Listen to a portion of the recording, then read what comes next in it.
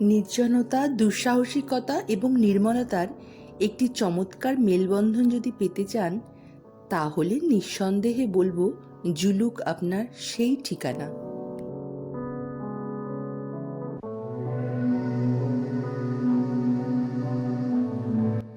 East সিকিমের প্যাকিয়াং জেলার wrongly মহকুমার অন্তর্গত ছোট অথচ গুরুত্বপূর্ণ একটি জনপদ এই জুলুক।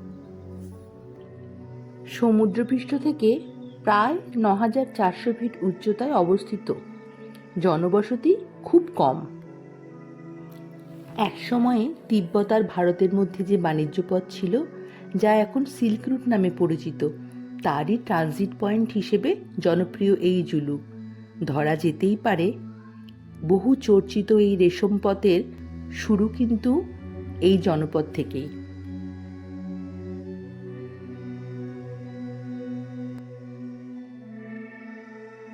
এখন এপ্রিল মাসের শেষ হলেও পাহাড়ে মাঝে মাঝে বেশ কয়েক পশলা বৃষ্টি হচ্ছে।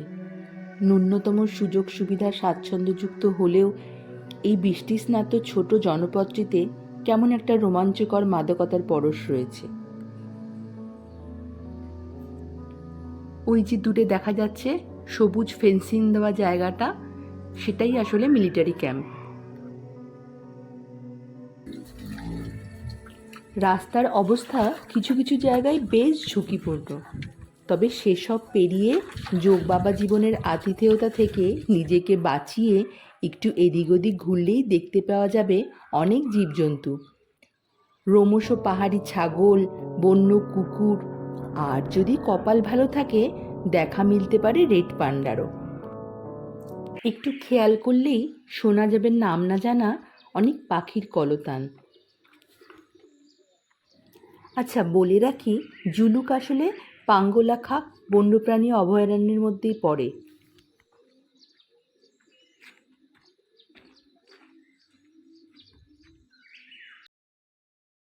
এদিক ওদিক ঘুরতে ঘুরতে নজরে পড়ল চৌবাচ্চার মতো দুটো ছোট ছোট জায়গা। জিজ্ঞেস করাতে জানতে পারলাম এখানে হরেক রকমের মাছ চাষ করা হয়, যদিও জোঁকের ভয়ে নেমে আর দেখার সৌভাগ্য হয়নি। পাহাড়ের ঢালে মেঘ আর কুয়াশার লুকোচুরি খেলা দেখতে দেখতে গোটা একটা বৃষ্টিমুখর দিন যে কিভাবে শেষ হয়ে গেল টেরই পেলাম না। দু চোখ ভরে দেখতে থাকলাম শুধু এই পাহাড়ি সৌন্দর্য, যার টানেই তো প্রতি বছর ফিরে ফিরে আসি এই পাহাড়ের ডাকে। দেখতে দেখতেই পাহাড়ের বুকে নেমে এলো রাতের অন্ধকার। গরম গরম পকোড়া আর চায়ের সাথে জুলুকের এই মোহময়ী সন্ধেটা মনে থাকবে সারা জীবন। জুলুকের গল্প আজ এইটুকুই থাক। আবার ফিরে আসবো রেশম পথের গল্প নিয়ে। দেখতে কিন্তু ভুলবেন না।